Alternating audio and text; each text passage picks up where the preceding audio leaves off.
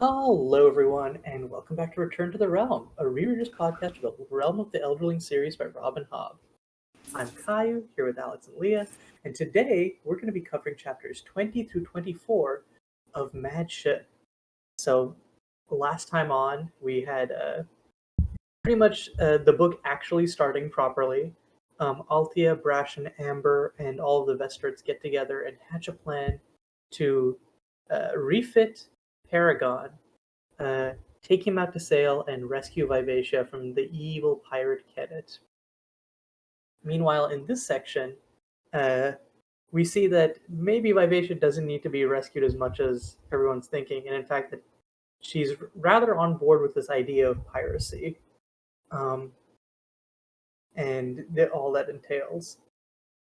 Meanwhile, back in Bingtown, progress on refitting Paragon is going, but Brashen and Althea are not in the best of moods and Paragon isn't either. So it's a race against time. Yeah. Before we get into the actual chapters here, a reminder that this is a rereaders podcast, and so we're going to be talking about not just this book, not just this trilogy, but all 16 books in the Realm of the Elderlings cycle. So, if you haven't read those, click off now. If you have, or if you don't care about spoilers, enjoy. And we're going to be starting this episode off with chapter 20, Piracy. So, in this chapter, basically, Vivacia is now fully on board of, I want to be a pirate, I want to help Kennit, and I want to be a hunter. And so they go after a slaver ship, and Kennit is excited as well because he's gradually seeing that Wintrow is having difficulty coming up with arguments against him, and so he feels that he's winning over Vivacia. But he also wants to secure his hold on Vivacia, and so he attempts to make her jealous by favoring Etta at the end of the chapter, which is sort of his running strategy throughout this entire book. Kennit is so gross. Truly. I just want that known that I hate him, and I think he's so freaking yucky. And his manipulation of Vivacia is so obvious. I think that she's just being ignorant on purpose. I don't know. I'm a very easily manipulated person, and I feel like I would have fallen for it. Really? Also, I was like, he's doing a good job. There's also the phrase, born yesterday, and Vivacia was, basically born yesterday. Yeah, that's true. Well, she has 3 generations of lives on her. Mm-hmm. But the way she accesses them seems to be more it's less that those personalities seem to make up. She still seems pretty naive, or she still seems like her own person, and she is just sort of she has access to those memories. Yeah, that's what I was thinking. Yeah, good point. I just wish that Wintrow would have tried to tell her more, but I'm sure that would have just made her dig her heels in and be still on the side of Kennit, which is annoying. It's unfortunate that Vivacia is at her most stubborn and Wintrow is at his most stupid. Wintrow is just like a sheep bleating, you're gonna kill people. Well, and the annoying thing is Wintrow knows that his logic is wrong, and Kennit's logic is wrong, and he tries. He's like, if only I could find a little chink in it, I could help unravel his whole logic, but he never thinks deeply enough into it. He just lets it be what it is. He's like, oh, I'm sure there's something wrong with this logic, but I'm not gonna think too hard on it. Kennit just sort of, he's like, I'm gonna speak in flowery language, and I think part of it is also that lots of what Kennit does when talking to Wintrow is he says a bunch of reasonable stuff, and then he couches or hides one incredibly unreasonable thing in the middle of it, or his conclusion. He's like, therefore, it's okay if we kill all these people. Yeah. And it's no. I was actually I thought it was interesting because if Kennit actually believed in half the stuff he said, he's the stuff he talks about with regards to slavery is so close to what Amber's talking about in terms of like um, appealing to the natural world and how like death is natural, but like slavery is sort of something that like is imposed on people. But it's super. He doesn't actually care about it because then there's like there's the three women who are like, we still want to be slaves because we will at least then have an idea of what our condition is going to be in Divvy Town, what's going to happen. And Ken is like, whatever the fuck, stay slave. Like at that point, it's really transparent that he's not like doing any of this or improving Divvy Town for the sake of others. It's just sort of like for his own ego and pride. He still finds a way to spin it around and say, see, like, I don't force people into my view, which is so annoying. It's like, you can either walk the plank or be with me. See, I'm not forcing anyone to do it. It's the same thing with you always have a choice. It's what he did with Saladar. Yeah. It's your choice what you do. It's not my fault. I really liked at the beginning of this chapter the like dragon hunting comparisons with Vivacia. Oh my god, sorry. And her hands like becoming talons and stuff. Yes, and she calls the other ship prey, and then there's like one part where she's recalling something and it says memories not born in human lives. I loved that. I remember on my first read being like, Vivacia, was Vivacia something else before she was Vivacia? Like that was the time I got an inkling.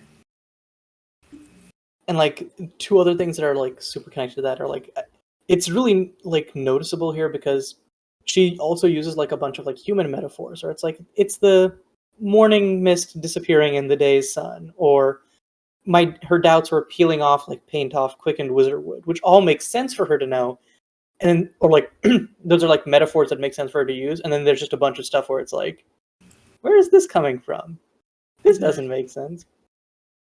And also like later in the chapter when we were with Paragon, Paragon is talking about, he's talking to Brashen, who's trying, or like I think it's Brashen or Althea, someone's trying to calm him down. He's like, you say I have a self apart from my family? Oh, I do. Yes, I do. A self with talons and teeth, so full of misery and fury. And it's like, if you're like the hands reaching out with talons comparison, they're really laying it on thick that there's something else going on with live ships here. And then it's just like dropped right on you at the end of this section in the last chapter, in chapter 24. Mm-hmm. Yep. I noticed the language used, but I was picking up more after that section when Wintrow's trying to talk to Vivacia. I was picking up the words that she uses and the language that Hobb chose to like put in for her point of view section was so interesting to me, because there's this one sentence and it's like Vivacia talking to Wintrow. And it says, from there, she steered the conversation into channels she could negotiate more nimbly.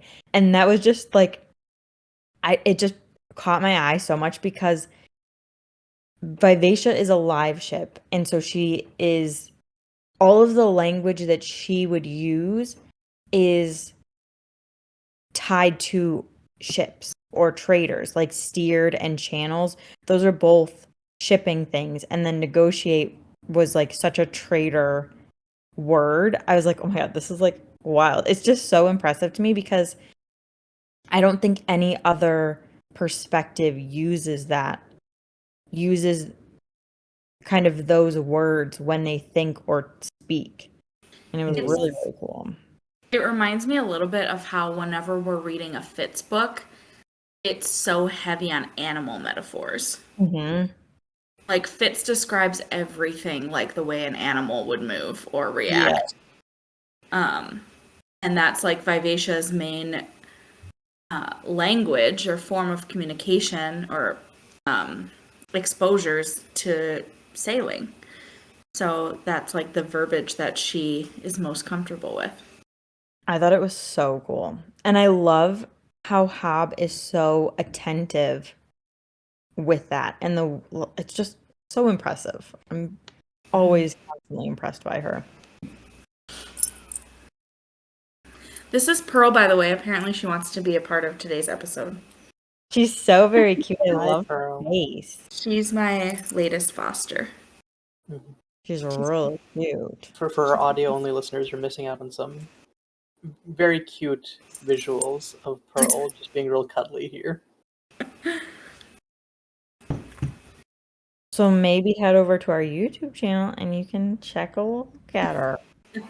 And if you live in Minnesota and want to adopt her, send us a DM. Oh my god, what if we start our own adoption thing? Kids would be proud.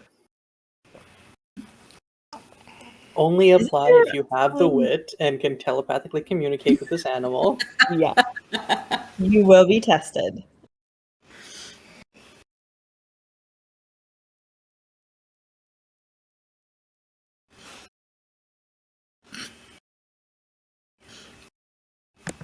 This chapter, like, this is not a happy book by any means, but this chapter is definitely depressing all around, especially with, like, Paragon. Like, this is sort of the chapter I was dreading for a while because of Paragon finally had, because his last thing of hope has been like, the Ludlucks love me, they wouldn't do anything to me, and then Amos just like shits all over that. Like, she's like, I hate you, I hate y'all.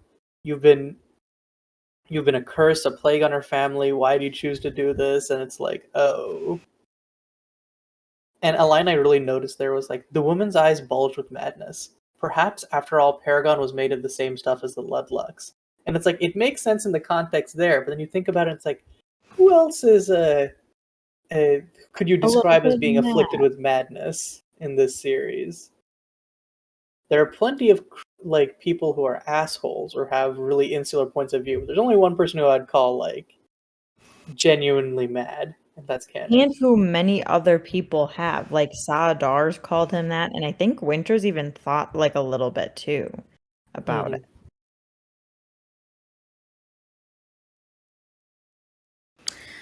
The Paragon section was sad, and I felt really bad for him. But I did really love that Amber told Devad, shut up and go away. Yes. I've been waiting to like a full book and a half for this moment, for someone to tell him, shut up and go away. Yeah, and Althea as well as like, I don't want to see him because I don't think I can talk civilly if I have to if I have to talk to him. A little something from Althea when it's the Paragon section. She was like coming to like see him and like heard him playing the pipes and got jealous that like Amber was kind of unlocking a new part of Paragon that like no one had seen before. And then she like stops in her tracks and like analyzes that and reflects on herself and is like, wait, actually, like I've never given anything to Paragon. Yeah, I thought of him as my friend, but like I just kind of like put him out of my mind when I didn't see him. I didn't think of him as like really his own person doing his own thing. He's just there when I need him and then he's gone when I don't. And it's just like she has grown so much since the beginning of Madship, and I think that this little section really just shows how much she has. It's really excuse me. It's really funny in the next chapter where like her and Brashen are like arguing, and then Brashen's like, yeah, you know what? You're scared because you've grown so much, and you can't handle how much you've like developed. It's just it's such like an out of left field moment. It's like you've become like so much of a better person, and you don't know how to handle the fact that you know what you want in life. Like, okay, Brashen. Like, even when Brashen's trying to be rude, he's just like aggressively complimentary. He's in love with her. What do you expect? Yeah, He's like, I'm proud of you. I know no one said it, but I am.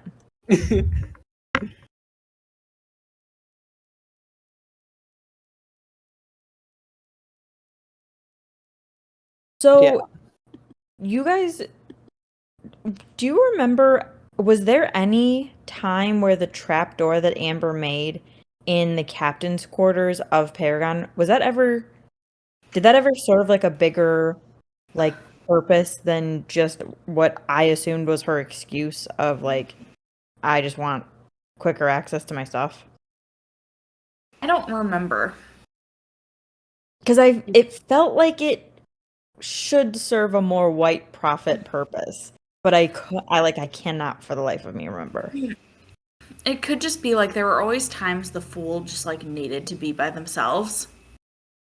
So maybe it's just a reference or like a little Easter egg.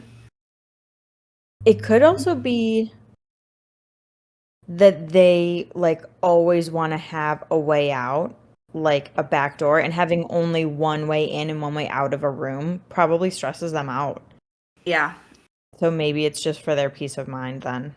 They've had to spend a lot of their lives like hiding and like trying to escape. So I would imagine it'd feel pretty confining to only have one exit.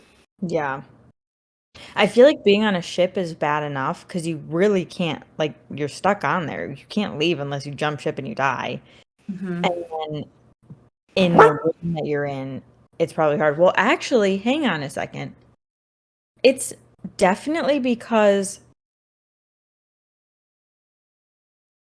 if the people were coming to, like, chop Paragon up and Amber's sleeping in the captain's quarters, she needs to get down there to light the fire as quick as possible. That's what it's for. Oh, that makes sense. So that Yeah, she that can makes a lot get access to her stuff without, it's probably also like without people seeing her, and so that she can move more about the ship and spread the fire quicker. Hmm. That's what it is. Yep. Good thinking. This is why we're doing this. Yeah. To talk through our thinkings. Yep.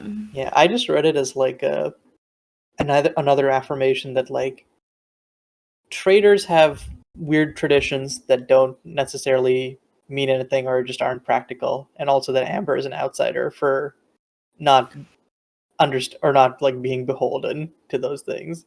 Because like, why wouldn't you want a trapdoor in the captain's quarters? Right. I definitely would want a backdoor exit as well. So like I'm in the same boat as Amber, but it definitely makes sense. Like the captain's quarters, especially on a live ship, it's a merchant ship, so like you like merchant and like the live ship people shouldn't be expecting treachery. It's like they think they're so much above it that it's like an insult to them and their status if they were to prepare for the worst. Yeah, stupid well, as also fuck.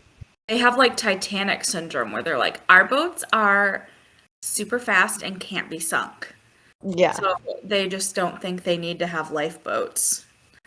Mm-hmm. But Rings Gold proves that they do. Yes. I don't think a trapdoor could have gotten anyone out of that, though. No, with the amount, there were at least 60 serpents. Because Malkin said that his tangle was like 20 or 25, I think. 23. Of like serpents. And then there were like triple that number. Yeah, there was at least double behind of just like the mindless ones. So like they were not getting out of there. They were fucked. Mm-hmm. Yeah.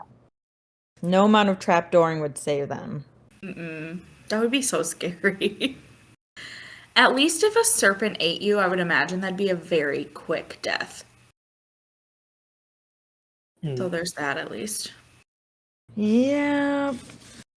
One But thing that was that is interesting a about terrifying way to go. I'd rather get eaten by a serpent than a shark, though. Yeah, me too. one thing that was interesting to me from that section was like the serpents called like the humans parasites, Mm-hmm. which makes sense, but I also feel like in the past they haven't referred to humans that way, and then some of the serpents have even like killed to the humans. So like they're aware that they're like sentient and not just parasites. So like I think that because they were looking at the live ship as like an animal of some sort, it makes sense why they would think of the humans as parasites, because like that's like if there were little things living on them, that would be parasites too. So it kind of makes sense if you see the ship as an animal. yeah, And I not think it makes as sense. It's a just like it's one of vessel. those things where like I'm just surprised it hasn't like come up before and how they've like communicated or thought about humans. Especially because like they've been around providers a lot. And they seem kind of surprised. They're like, "Oh, there's parasites here." And it's like, y'all have been eating these things for like ages. What do you like? I feel like the only times they see them is when they get thrown overboard, and usually those ones are dead already. So they're not even like moving. It's just like meat, you know? Right. And we know that elderlings look different enough from humans that they're like a separate species. So it could be that they're like whatever types of memories they have from the past, they aren't like connecting the dots to understand what humans are.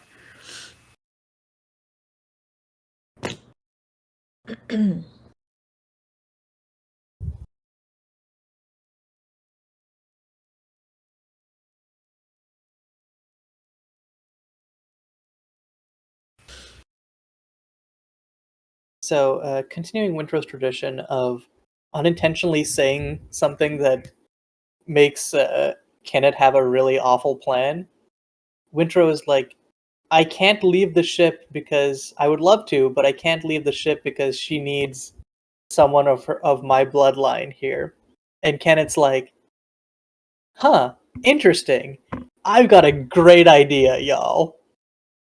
I think that like this is definitely one of those moments which like solidifies Kennit as like Fucking gross. yeah, but also just like a different like tier of villain. Like what other series has a villain that's like this cuckoo for Cocoa Puffs? Like Right. Yeah. Like he doesn't even consider that it's like fucking bonkers. He just assumes like, well, if they both want me to like them enough, then they'll do this. And he's trying to like woo Etta, and he doesn't understand that if he woos her and she falls in love with him, she's not gonna want to bang Wintrow because she's gonna be loyal. Like that doesn't even occur to him. He's just like, it's like he thinks they're his Sims, and he's just like, if I make them do That- romance enough, eventually they'll woohoo. That's literally true. it's because he's like he's such like a goal oriented person. He's like, I want this to happen, so whatever the steps there are to make that happen are going to happen. And the universe just seems to conspire to try and make that make everything happen. It's funny that he like genuinely believes that if he just makes them be in a room together long enough, it will happen. Like, just teach her how to read. That'll take long enough. Eventually, you'll bang. Mm-hmm. What? Ah, yes, literacy, the sexiest Such an thing. aphrodisiac. Uh-huh. I just think it's so yucky that he's like, because poor Etta is like, oh my God, he like might want to have a baby with me. And he's over here like, I'm just going to use you as like a surrogate so that I can keep control of the ship. Like, it's so yucky. Yep. And we get like, is it next chapter or I think it's chapter 22. We get like some of like Etta's point of view, and it's so sad because she's like it's like her insecurity about not being able to read, and she's like, yeah, maybe it's just maybe reading is just like a man's thing, and it's like, no, Etta, You're like, chill. You've got this. We also get some of her point of view at the end of this chapter, and it's enough just for her to confirm that Kennit is bad at sex. And I love that. Mm-hmm. He deserves that. Pleasing. Yes, he does. But he is so freaking confident that He like wouldn't care, he wouldn't care if he's bad at it. Yeah. Yeah. Because he's the worst.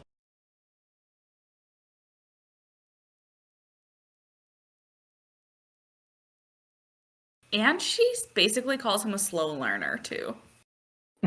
Yeah. She says he's not apt pupil. Like, he's not only bad at it, but he's, like, hard to teach.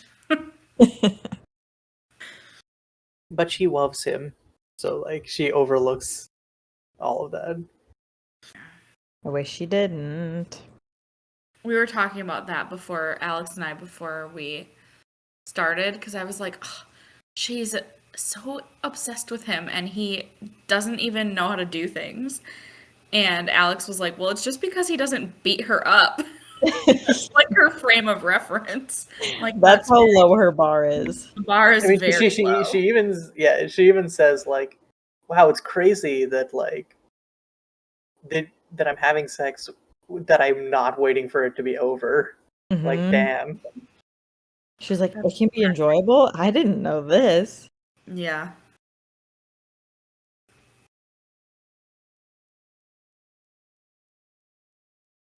We also have poor Opal die. And I feel so bad for him. I don't remember who Opal is. Oh, is Opal the one that gets his, like, face sliced? He gets the Joker scar, yeah. And of course they're like, let's just bleed him because he's fighting back too much and I can't sew his face up. Like, no. Yeah. Wintrow would never have done that. Mm-mm. Yeah, it's like, y'all, could you not have painkillers? Like, and then the way did they use all the painkillers on him? If they used all the painkillers on Kennit when he I think they definitely did. But like Kennit's reaction to it is so gross because everyone's like sad because Opal died. And Kennit's like, oh no, that wasn't supposed to happen. He was like, that wasn't part of the plan. He was supposed to be a lesson for Vivacia. Mm-hmm. Like, every person is a means to an end, and every like interaction. He's really on his preacher and teacher shit this chapter. He's like, see, Wintrow, the stone can give way to the rain or some bullshit, so you're gonna have to listen to me. He just makes things up. Like, you can basically visualize him pulling shit out of his ass to say, to try to seem philosophical. And Wintrow is unfortunately, like, too stupid. He's like, he said a metaphor, so it must be true. Yeah. Not quite at the level where he's eating it up yet, but we all know he gets there. Which is so annoying. Like, Wintrow fully becomes a Kennit stan. Does he get that bad? I don't remember. He does. It's probably also, like, partially, like, at the beginning of that, like, where he becomes a stan, I think it's partially also, like, Vivacia's feelings toward Kennit just, like, blending in, so, like, Wintrow doesn't even really have a chance. Well, and Wintrow has never really had, like, a father figure either, because Kyle has always not been nice. Yeah. And he kind of says his grandfather was, like, an intimidating presence to him.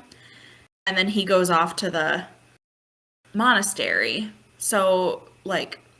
And Bernadal was basically a father figure.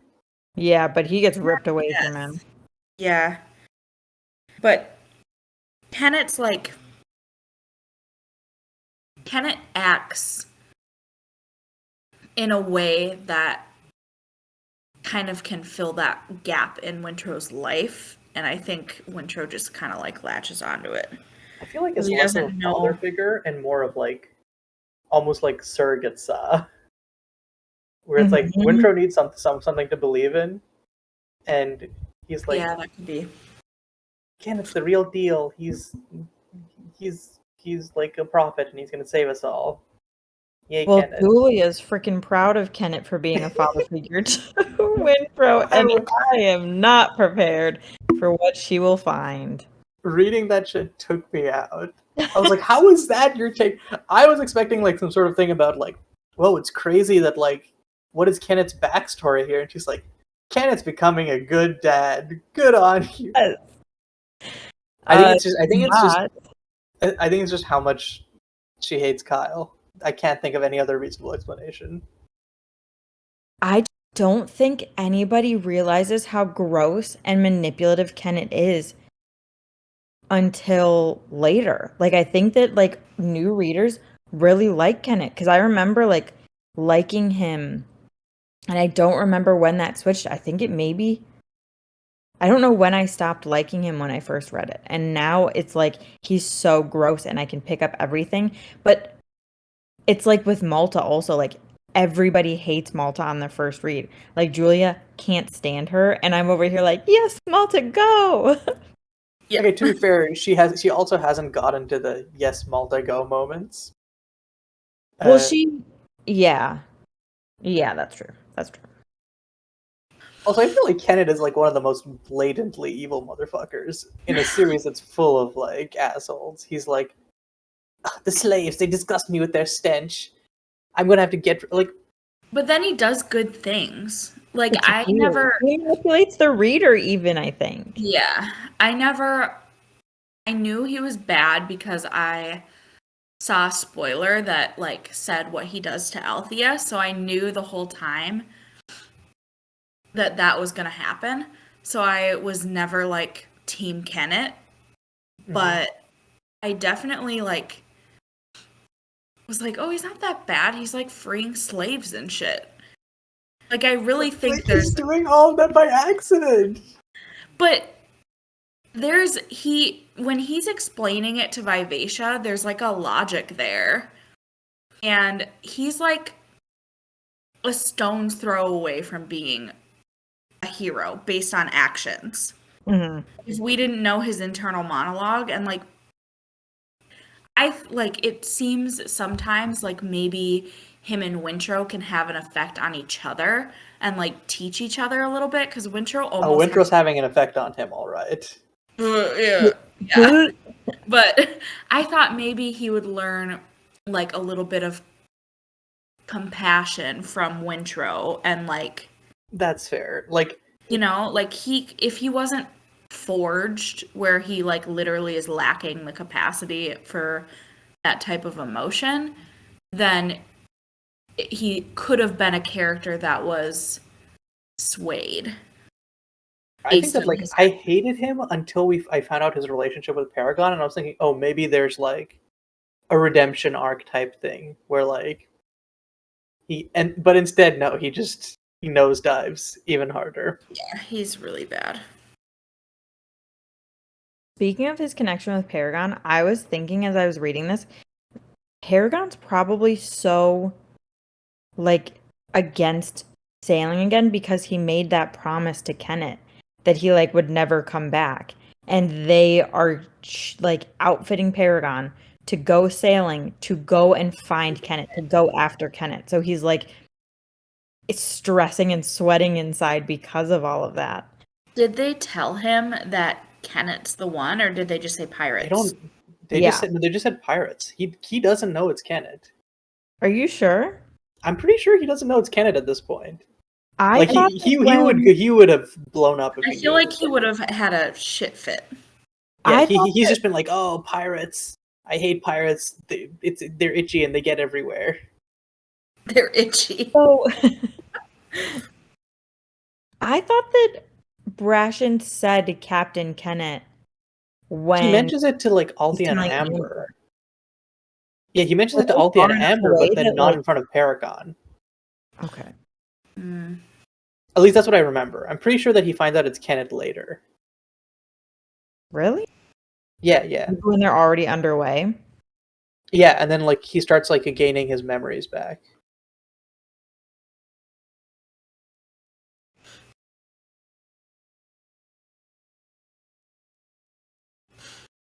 Another thing I was thinking, this is about the like chapter 24, but it kind of ties into this because of Paragon. I was thinking that the reason that live ships need a family member on board with them at all times is because, like, here, let me go to my note and see what I said. If they don't have a family member on board, their attachment to humanity, I think, weakens too much, and the dragon memories that are laying dormant and being suppressed by like all of this human energy and like vibes and stuff can come out. And that's why like the dragons or the live ships always need a family member on board. And I think the only reason that Paragon hasn't reverted to like dragon fully is because he's got like half of Kennit within him. And like maybe because Kennit is still alive, it's not the same as if Kennit were to have died and just been like absorbed into Paragon. That's actually a really interesting theory because Yeah. we sort of. I feel like that's almost like flipping on its head the impression that you get from the other Paragon sections where it's like, oh, okay, he's got all these like different personalities in him, and that's why he's crazy. And it's like, no, he actually the presence of one of those personalities is what's stopping him from going crazy entirely, not the fact Yeah. that he's got multiple human personalities in him.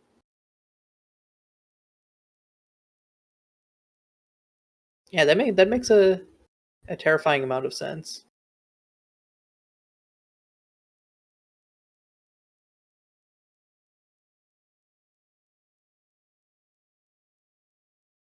Yeah, the way the Rings Gold talks about it, it's like, or Dracius, I guess. It's like they like added layer after layer of their own like memories and experiences, and like subsumed his. Mm-hmm.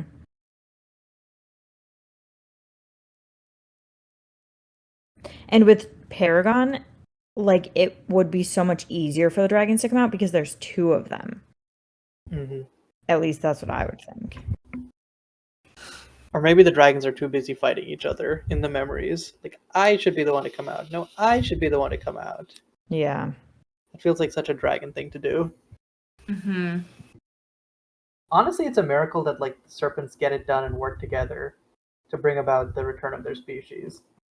Because I feel like, given the way we see the dragons like interact in Rainwild Chronicles, they were like a stone's throw away from killing each other, just like ending their species. Well, They're it's like, all because of Malkin. Like, it's all thanks to Malkin that anything even happens, I think. On the dragon's end and the serpent's end. mm-hmm. Otherwise, they would just be like, and honestly, actually, literally the presence of humans. I think that like the humans gives them something to band together against. They're like, look, you suck, but humans suck more. So we can put aside our differences for now.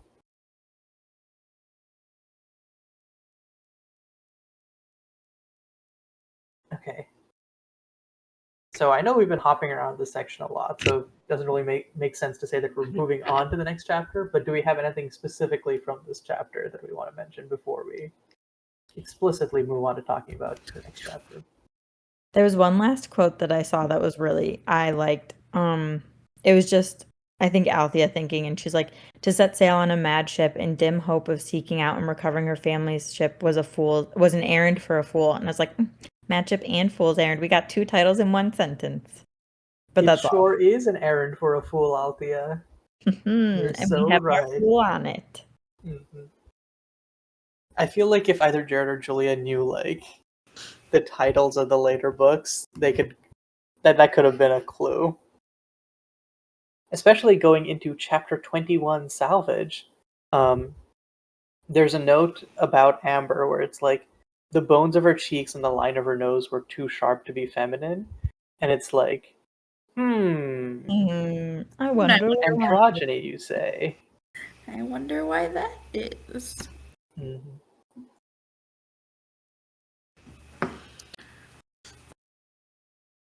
But yeah, so in chapter 21 salvage, there's like two main things.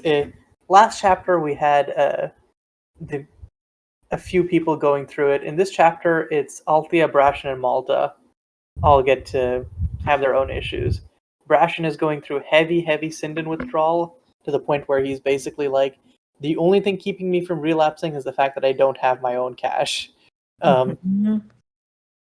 Meanwhile, Malta is sort of burned out. She's like, even at the worst of times, I thought this was going to be kind of an adventure, but now it's just like a long, slow death, and I don't know what I can do to save my family. She's feeling real powerless. This is like the turning point for Malta, I think.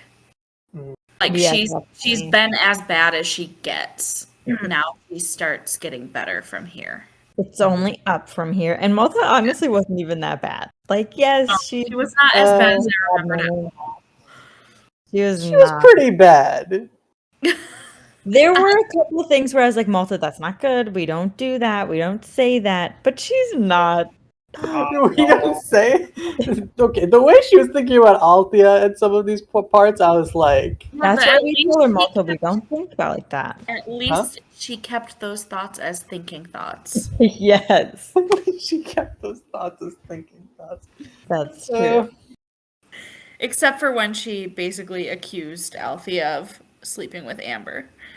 Yeah. That should have stayed a thinking thought. Should have just stayed in the drafts right there. Yes. She starts getting tormented by Tintaglia this chapter too. Yes. I noticed there was like also something that I picked up that I think was like the skill connection, and that's why Tintaglia like came back. Because she was thinking, and it's like the words of the dragon from the dream she had shared with Rain suddenly echoed in her head. She felt a twinge of pain as if a string pulled tight between her temples had suddenly become tauter.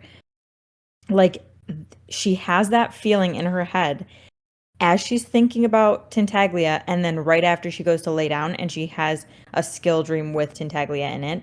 So I think that was like a physical like feeling of the connection really being made. And now Tintaglia doesn't have to like go through Rain to get to Malta. She can just go to Malta on her own. Right.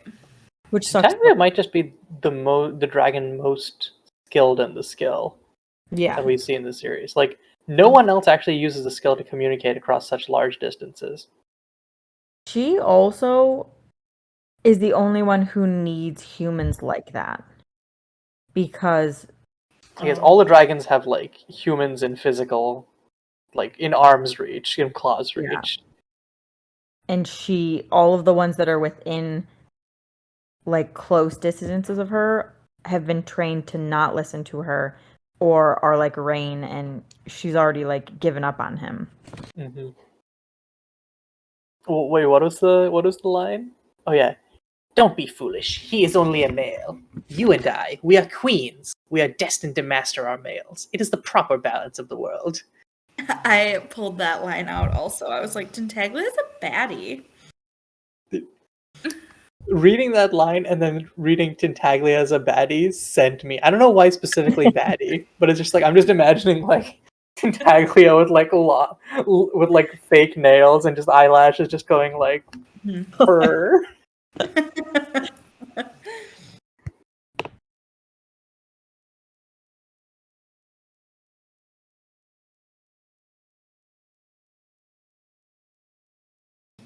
I think that actually looping way back around to talking about, because we were talking about this is like Malta's turning point. I think it's interesting because this definitely is, but Hobb does such a great job of like writing her that there's several different turning points, and it's sort of like she sheds like different aspects of her character, and so if there was just like a if the singular turning point was like her father being kidnapped and like she suddenly became a different person, I think it would feel unrealistic. But like Hobb does a really good job of making that change like a gradual reaction to that. Yeah, I agree. It doesn't, it feels a little bit abrupt, but it doesn't feel so abrupt that it's like not realistic. Well, I think also, and like the fact that we saw her struggling with the like accounting of the household multiple times. Like we saw it in the last book, we saw it in this one when like Althea's getting up and like jostling the table and jostling like Malta's work. So like she is learning, but she just isn't like putting it to work. And she like knows the value of money, but like doesn't like it doesn't affect her personally until Kyle is like kidnapped. And that's when she's starting to put what she was like forced to learn into like real life situation and circumstances. Well, she also, like, before, they would just yell at her and not really give her good explanations. They'd just be like, we're poor. Or like, we don't have money. That's why you can't have that. But Malta's very smart, and Malta's also a person that needs to figure things out on her own. So it's like, by making her do that financial stuff, she sees the numbers. So she actually sees firsthand and knows, like, we really don't have new money for a new dress. Whereas before, she just thought they, like, didn't want her to get a new dress, or she didn't have, like, a good understanding of their situation. But she just thought they were being dramatic. So, especially because like they just kept leading the same lifestyle until they didn't, and so she's like, right. what gives? Yep.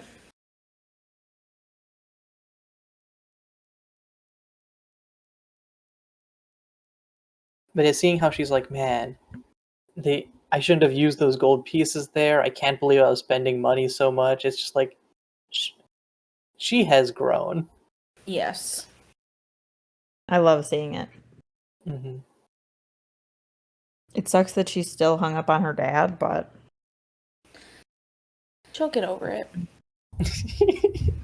speaking of shitty dads, the Trell dad seems like he is the fucking worst. And I feel so bad for them. Like, Dello being worried about, like, him cutting off Serwyn just because they had one fight. Like, that household must not be a comfortable one to live in. And No. I just feel so bad for all of the Trells.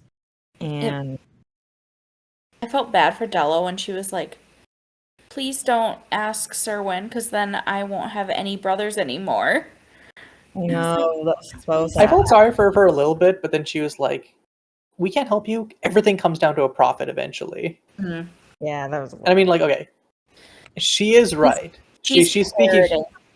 Yeah, she's speaking facts, but also like she was a little cruel there. She was a little rude to. Like Malta's like, it's my dad we're talking about, and it's like, yeah, well, how much is your dad worth? Like, come on now. I also felt really bad for Brashen here because Dello's like the only things that she remembers from when Brashen was around is her dad like roaring at him. So like he didn't have a great childhood, and like we learn it from him, but like he doesn't say much about his like dad or like his household and stuff growing up. We just hear like, oh yeah, I was kind of a bad kid. But like hearing that he got yelled at like constantly and like not nice yelling, like, and he didn't not nice yelling. Is there a nice type of yelling?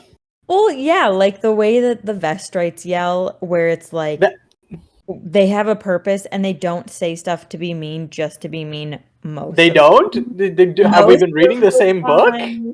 Besides, look, the Vestrites have an unhealthy family relationship, but theirs is healthier than the Trells, and there's hope for them that they can become a healthy, functioning family. Fair, but like it took Kyle being kidnapped for that to happen. Otherwise, like I think Althea literally would have dipped. Otherwise, like she gave them so many chances. Yeah, that is true. I second Alex. And also, there's a type of yelling that's like, I'm yelling because I'm scared for you. And there's a type of yelling that's just like, I'm yelling because I'm mad and I'm awful. So there's like, I've definitely yelled at my siblings when they were toddlers when we were like at Valley Fair and they got too far away from me because I was like, oh my god, you're gonna get stolen. Mm-hmm. You know? Fair. But like I almost think that like the Trells, like, because for Brashen it's like, what are you doing with your life, homie? You gotta like, because he was like, young Brashen was going through it. Meanwhile, in the Vestard family, it's like Keffria being like, well, you were doing more than just rigging the sails with those sailors. Like, I'm like, I don't know. I don't think that the Trells are good, but I don't think that they're like, I think that the idea that like the Trell household is like less stable than the Vestard household is, I feel like that isn't borne out by the insider information we have about how the Vestards operate. They were on some, what do you call it? I think they're They equally were on thin ice for different reasons. But the Vestrits would never do what the Trells do to Brashen. Yeah. They are loyal to a fault. Althea left, but they never would have, outside of Kyle, Ronica never would have kicked Althea out and like disowned her. That's right. Ronica wouldn't have done that. Malta and Keffria, I have like Malta's like literally like, why doesn't she just leave? And I think she sort of gets that from how Keffria treats Althea. I feel like Keffria wouldn't have disowned her and kicked her out unless Kyle was telling her to. Like, I mean, didn't her like opinion about Althea come from before Kyle entered the picture? I think that Keffria would have not kicked her out and disowned her, but she would have just been super mean to her and holding everything she ever did for her over her head constantly. See that.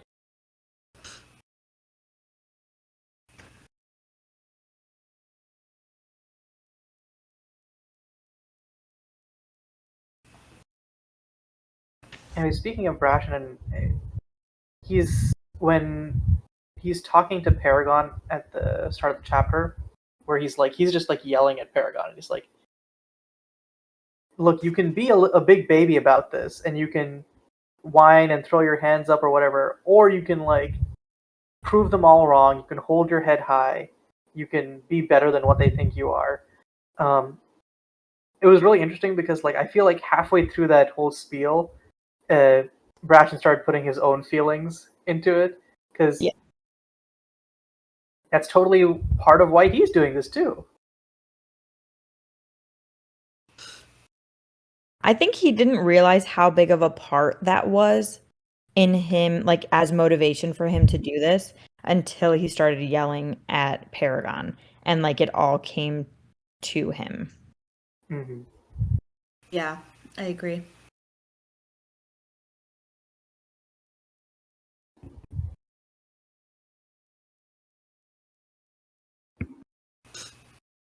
I don't have anything else for this section. Like, I think I said everything. My only other note was just that Brashen and Althea are not nice to each other. Yeah, until Brashen is. Yeah.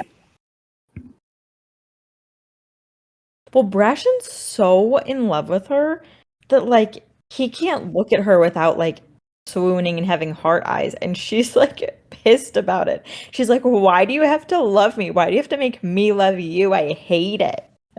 Yep. I think it's also because she just doesn't get it. She's like, you're not like, I just want to interact with you, and you're not interacting with me. And meanwhile, Althea's like staunchly refusing to be normal around him. Mm-hmm. She's like, it's your fault that we don't have the same friendship we used to. As she ignores him 24/7. Yeah. I like Amber just like being amused here. Like Brashen and Althea both pissed as hell, and Amber's just like, well, there. Amber's got popcorn. She's like sitting chilling on the side with her popcorn.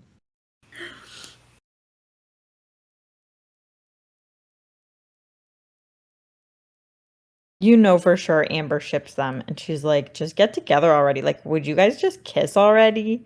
Amber's master plan for getting them on a ship, like getting them out on a ship, is just that. She's like, we need to force them into close contact for a while. Let's Yes. get out there. She's playing Kennit's game. Ah! Ew. You know what? Never mind. Anyway, speaking of Kennit's game, chapter 22, A Change of Heart. There's two big things here, but since we're just talking about Kennit doing the sim thing, in this chapter, Kennit becomes like super like PDA with Etta, especially around Wintrow. And then it's like, Wintrow, teach Etta how to read. And there's a section where like Wintrow's like Wintrow's like, I feel weirdly included in this embrace. Yeah. And it's like, and like Wintrow almost feels like ashamed of it, but then it's Kennit is just being weird and showing off. Kenneth's being gross as fuck. You know, he would love to include Wintrow in his little sexy Not chat just with include Etta. Wintrow, he would love to have Wintrow there and kick Etta out. Yes. Mm-hmm. Boy's got some undealt with trauma. Yeah. To say the least. Mm-hmm.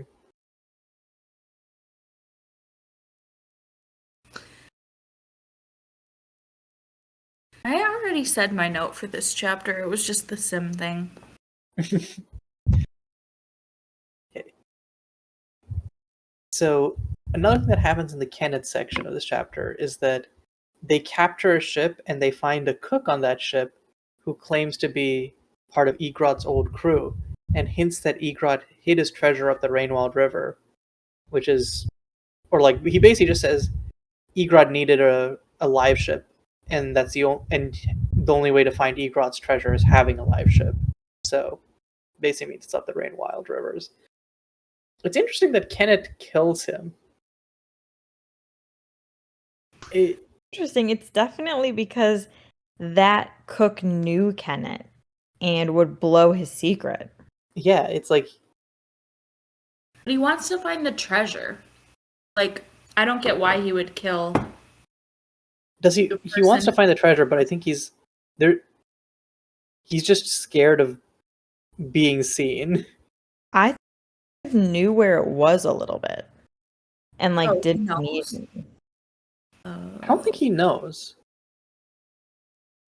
If Kennit knows, I think he would have just like. I think he would have gone there immediately. Yeah, especially because that would have having such wealth and having Egrod's treasure would like only add to his cred. Right. Yeah, but he has to get Vivacia on board with everything first, I think. That's true, because Vivacia would not take him up the Rainwild River if she wasn't on his side.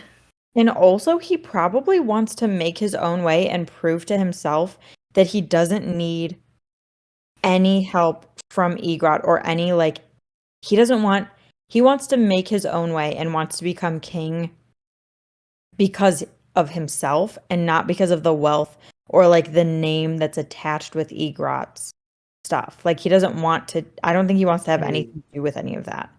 So, like, he's probably definitely like actively avoiding going there too because of that. That makes sense. I think he also killed the cook because he didn't want to have like a reminder of everything that happened to him when he was with Egrod, like on board with him all the time. I just wonder what I thought the first time I read that, like about Kennit just randomly killing this guy and being like, what the fuck? I think I was I remember I was just like, we already knew he was connected to Egrod, so. And I didn't pick up on the hint that the treasure was hidden up the Rainwild River. Yeah, I didn't either.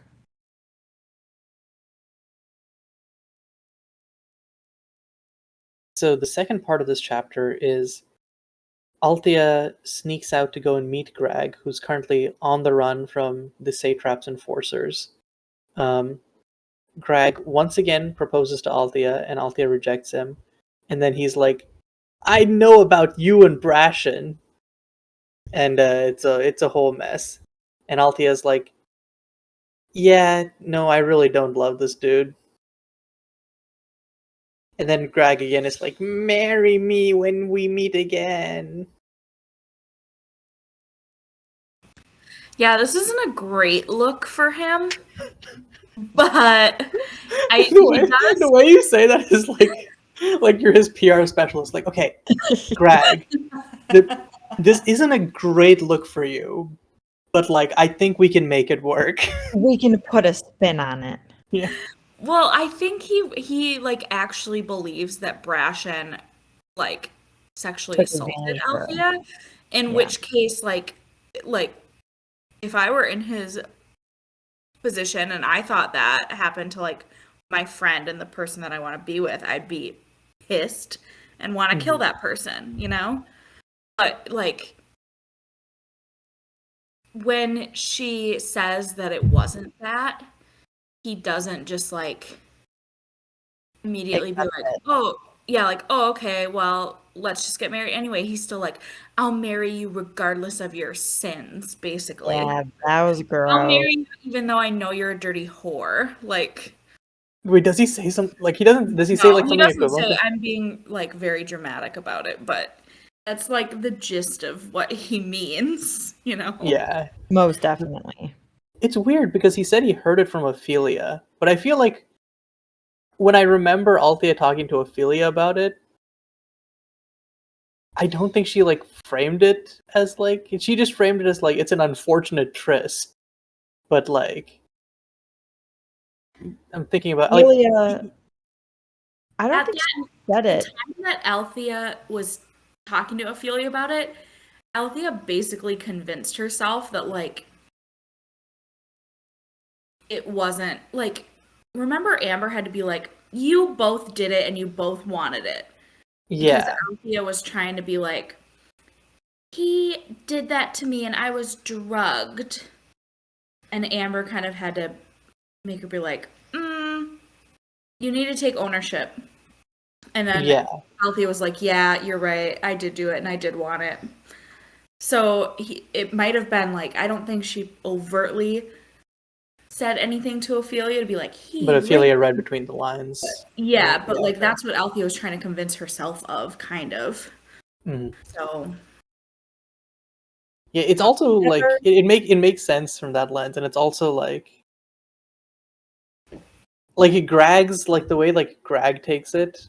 Also, like I feel like Althea's reaction to Grag's reaction is super over. It's not super overblown, but it's like this is what you were thinking like less than 2 weeks ago, or like how you framed it. Like right. the way he like acts around that information is obviously not great, but like I also think it's something that they could talk through and like come to see each other's perspective and work it out if Althea was willing, but Althea basically all like the doubts she's had about him got validated because she's like, you just see me as like a woman and a wife and blah blah blah blah blah. So she is kind of assuming the worst in him and just uses that as an excuse to like get herself out of it. Like she's basically been waiting for a red flag. So one showed up and she was like, bye. It's like me dating. yeah, and also like worse than anything else, I feel like is sort of the timing of it, where Greg really just like sandwiches that whole thing in between like "marry me, please." It's just like, Yeah, it's bro, like not.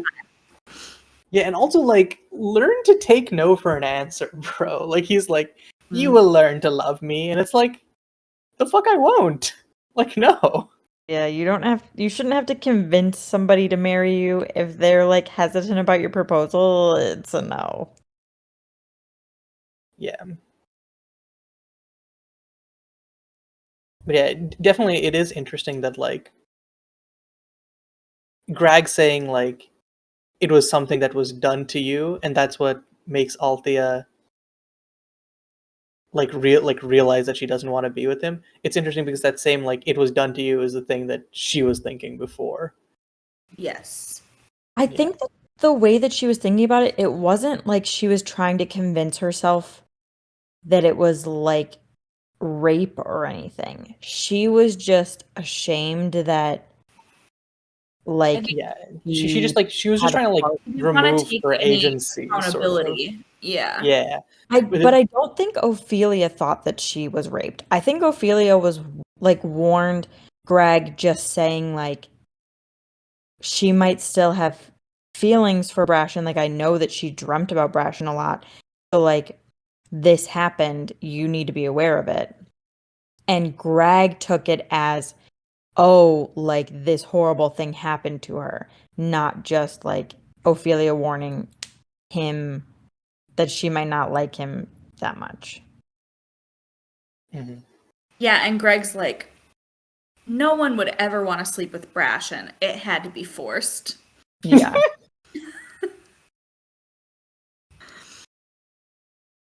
But it's like, Yeah. why does Greg think that Althea is gonna be like a good little trader girl? He like wants a good little trader girl that likes to sail. So it's like, then go find one. That's not Althea. Well, what's that one vine where it's like, I want me a church girl who read her Bible. Do you know that? Mm-mm. Oh. No. I need a. There's like a vine, but like that's basically what Greg wants, and it's like Mhm. Althea is emphatically not that, but then I think it's honestly just like I feel like Greg is just like there. Well, you know, as being on the run, my dating pool is kind of limited, so Yeah. like it really does feel like he's just sort of like it's because Althea's there and he kind of doesn't know how to meet girls. Well, and she's the only girl who spoke to him like a person, like they were friends. That's And fair, it right? wasn't like very, very polite courting, and that's what drew him to Althea. But that same like distance from tradition is what would make Althea not a good wife for him. Because he likes it in the fact that they can become close, but he's not gonna like it in the fact that she's not gonna just sit down and become your like wife. He's sort of he's sort of self-contradictory where he's like I didn't like all of these other girls that I courted where they would just sort of like were simpering at me or whatever and they just didn't like know what to do. But when I meet someone competent, I want them to be less I don't want them to practice their competency and I want them to just be a homemaker. And Yeah. it's like,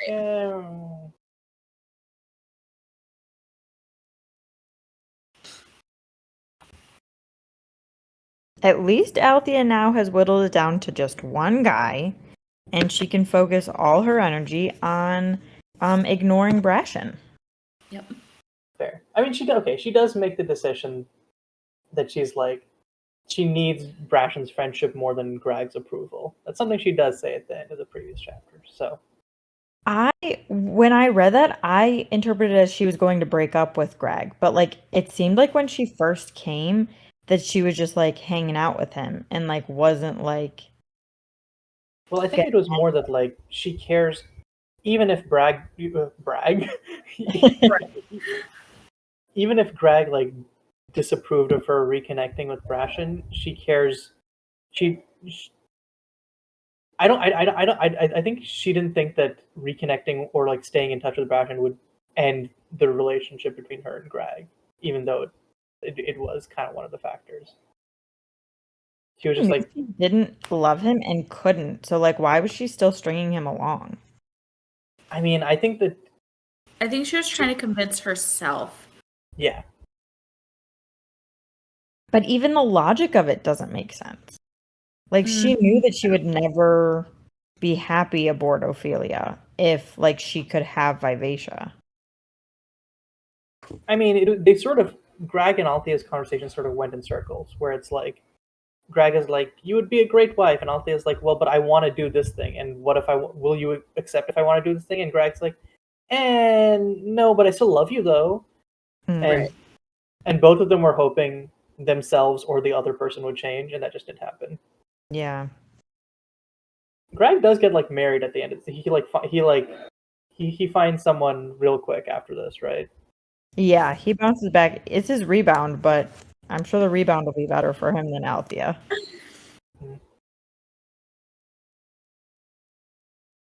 Yeah, it's unfortunate because honestly, I had reasonably fond memories of Greg, and this chapter showed that like he's not awful, but like he definitely still has his own shit that he needs to figure out. Yeah. Yeah, I don't think he's a bad guy. I just don't think he's A good guy. Our guy. right for Althea. Mhm. Like, he needs to do some, like, introspective reflecting on his ingrained misogyny. But he's not gonna do that, and he's just gonna marry a woman that helps like continue that belief. No. He's a product of the patriarchy. He's, like, better than a lot of them, but Mm-hmm. It's still. also annoying because like his number one stan is Ophelia, and it's like, girl, you should be better than this. Yeah, you should have raised him better. Mm-hmm. Okay. We good to move on to the next chapter? Yeah. Chapter 23, Consequences. This chapter is pretty straightforwardly. We get to see Cyrilla after the satrap essentially gave her over to the Chalcedian captain to be raped, and she's her dealing with the trauma of that, and then bouncing back and deciding to take agency first, or like take agency in her life and manipulate the satrap into giving her an escape route, basically, when they get to Bingtown. It's not a great time. No, I hate the satrap so much. He's truly awful. But it is quick thinking on Cyrilla's part to be like, I'm going to make a contract and you're going to sign it or else I'm going to let you die. Mm-hmm. Because, like, before, she wasn't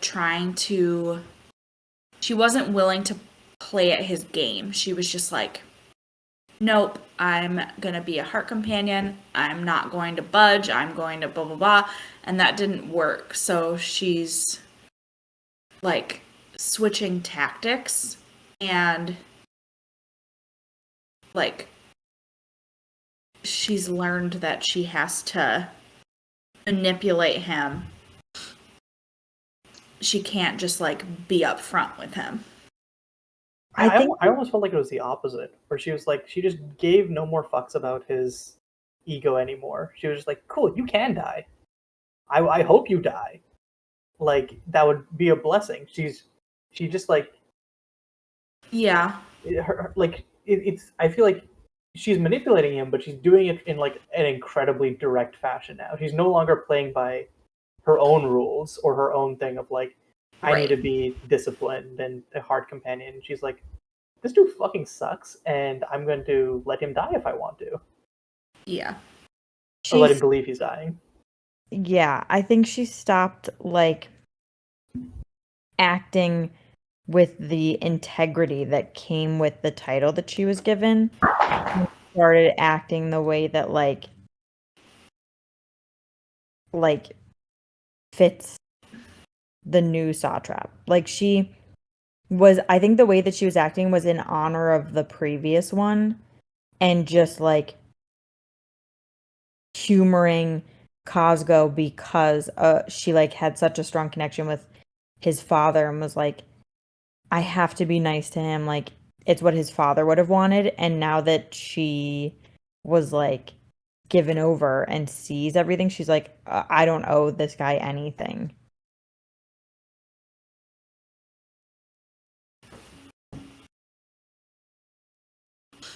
I loved when she came back and he was like complaining and whining that he was dying. And she just looked at him and she was like, good, I hope you do. Mm-hmm. he needs. Mm-hmm.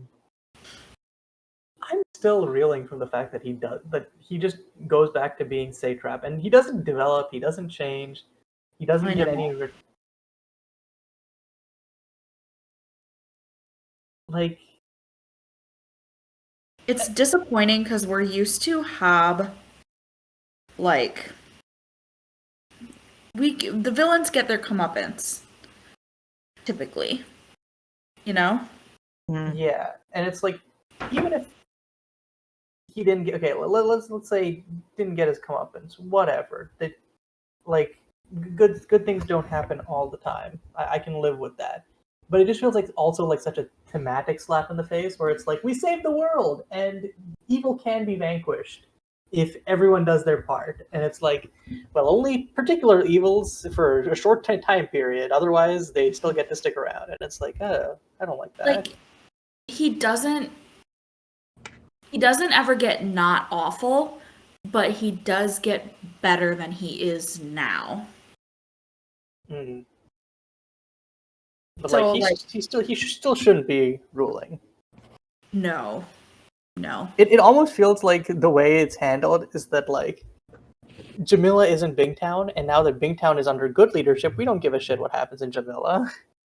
Mm-hmm. Yeah. Which, like, I think Rainwilds does a lot of things better, in the sense of, like, they actually go to Chalced and they fuck shit up, and it's like, I feel like Rainwilds is like very much just everything that she didn't do right in Live Ships, she makes up for it in Rainwilds. I can see that. Rainwilds feels more like it feels like on a larger scale too. Like Farseer, we get 6 duchies and Mountain Kingdom. Live Ships, we get Bingtown, Pirate Isles. They go to Jamalia like a couple times, but that's it. Really, we're like in one setting. Whereas Rainwilds, we're going from like Bingtown to Trahog to Kelsingra to Kelsed to like Tintaglia and Icefire, wherever they are. Like the scope in terms of setting is a lot bigger, so we get more of a grasp of like how these different parts of the world interact with each other instead of getting like a narrow focus into one region. Yeah. It is a wider scale because it's also dealing with the dragons, and I feel like the dragons don't see the world as just like the little city or like country that they live in. They see it as this whole thing because there aren't borders for them. So it makes sense why I would have a bigger scale like that too. Yeah, because then we get that they're starting to complain that they're like eating cattle in the 6 duchies and wherever because they just don't give a fuck. No, they can't be bothered. And the fool is like, yes, humanity needs to be humbled. Meanwhile, poor old former farmer George over here trying to make a living is like, my cows. He's like the cabbage merchant in In Avatar. Avatar: The Last Airbender. Yeah.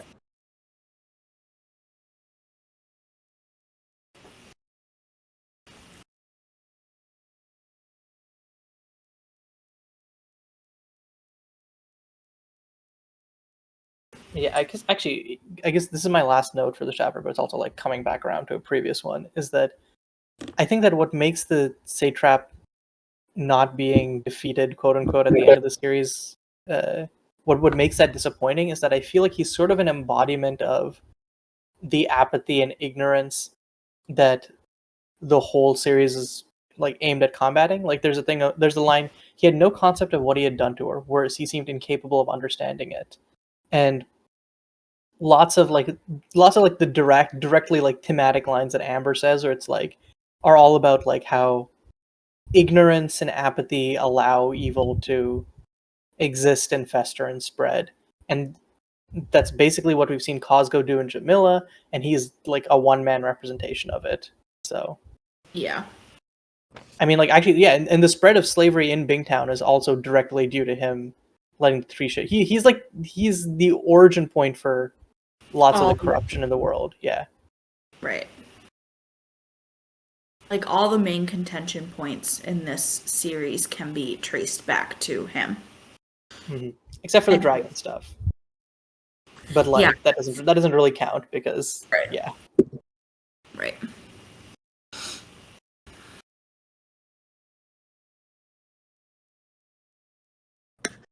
Okay, we good to move to the last chapter of this section? And this is, as we've referenced before, chapter 24, The Rings Gold. We meet back up with the Serpents and Malkin, who are doing a lot better. Big tangle. But they're still sort of in the, I don't know what we're supposed to do stage. But Malkin is now a little healthier, so he's like, fuck it, let's chase down one of these providers and force them to give us an answer. Maybe they've forgotten too. And honestly, they kind of stumble onto it, but they are right. The life ships have forgotten who they are. So they take down this life ship called the Rings Gold. And in doing so, the life ship remembers itself as Draquius, which is the most hilariously on the nose name for a dragon I've ever seen. But and they talk to Draquius, who reveals that dun dun, serpents are dragons are live ships.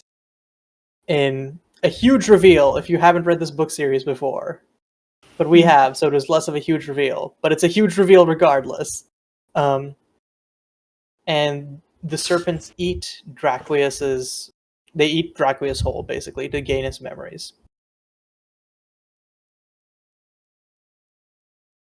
I didn't have any notes on this chapter, really, because I felt like it all was kind of self-explanatory.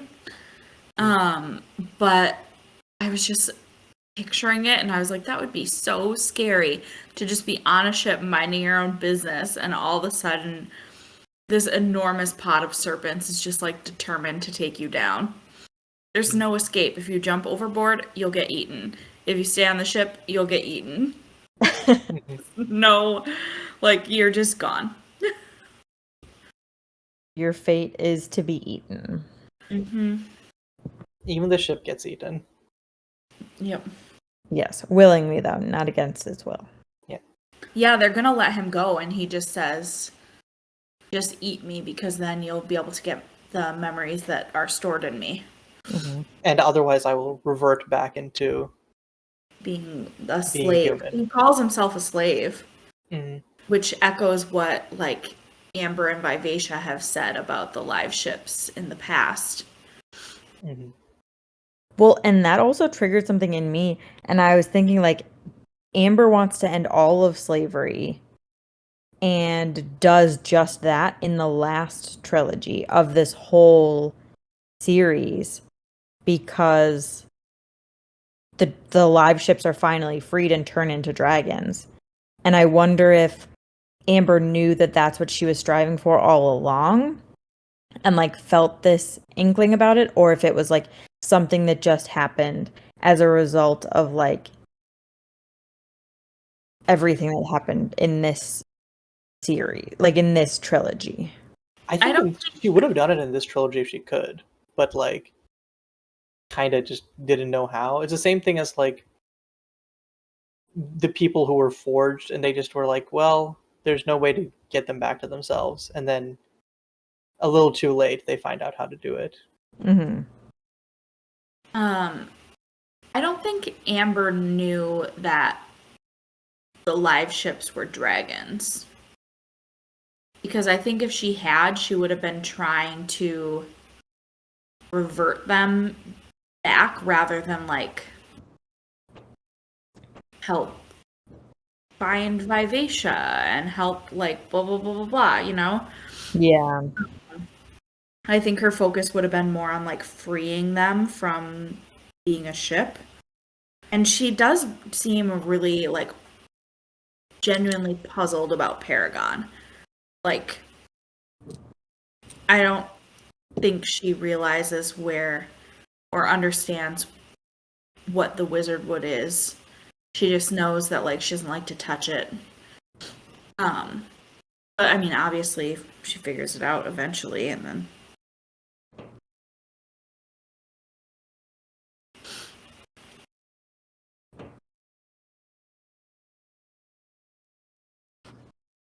But yeah, I think this chapter also highlights, I think, a big difference between this podcast and first time reader podcasts, because I know that this chapter would have been like a bombshell. They would, if there's a new readers out there, they would be going crazy over this one, like, oh my god.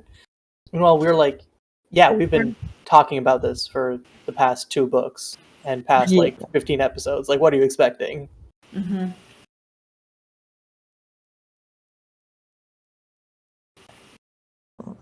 I think the only thing that I had 2 notes. I always assumed that like every serpent before this became a dragon, but it seems like that's not the case because I think Malkin or something said like a multitude must be born for few to survive. So it seems like every time the serpents go up and like become cocoons, not every cocoon becomes a full dragon, and like there are mishaps and stuff. And it kind of makes sense why that would be, because if all of these serpents became dragons, it would just be, I think, way too much. And like all of like the dragons would eventually eat all of the food that they could and like all of the people even, and then they'd have to start killing each other. So it's kind of like population control for them. But I never even thought about that before. And we know that like the memories survive on because the dragons that do survive just eat the cocoons of their fellows, I think. Mm-hmm. Yeah. Well, and the cocoons were like really hard to make too. So I'm sure there were like dragons that didn't make their cocoon right and then didn't, or serpents and didn't make it, or something just happened while they were in their cocoon and didn't make it, or like it depends on the sun to like bake their cocoon open too. So if there's weather issues, they're not gonna make it, you know? Like it's called the Rain Wilds. So like The best.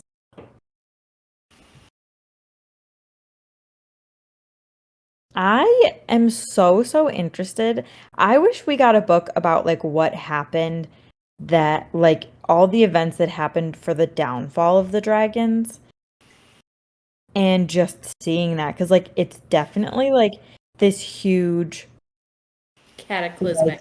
yeah, it's this apocalypse where like there's a bunch of earthquakes and like volcanic eruptions leading to like blocking out the sun. It's like what killed all the dinosaurs in real life. Yeah. I almost called them dragons. Have So you like guys heard about that like year in medieval Europe where there was a volcanic eruption that produced so much ash that it blotted out the sun for like a full year, and they had a full year of darkness, and everyone thought like the world was gonna end. I feel like I did hear about that. I think about that year a lot whenever I feel sad about COVID, because at least we still have the sun.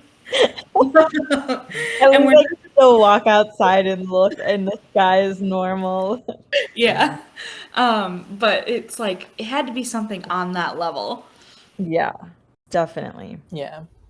I almost feel like I like not having a book or like a direct thing about it. It leaves it like we have the outline of it, but the details are sort of just like jumbled and chaotic, which is like how you'd expect it to be given the history. Yeah. And that like everything perished with that too.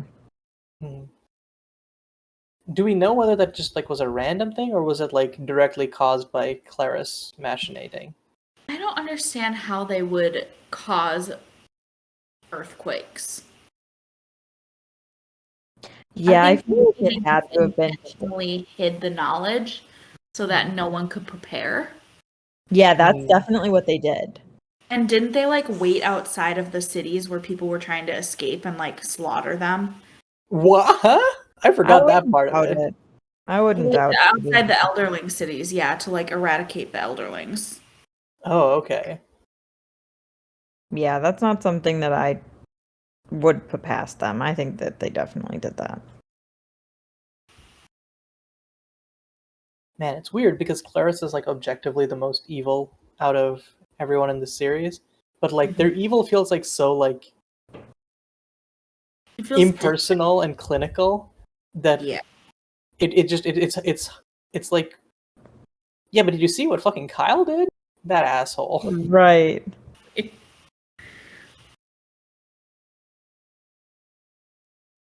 Yeah, do we have anything else to say?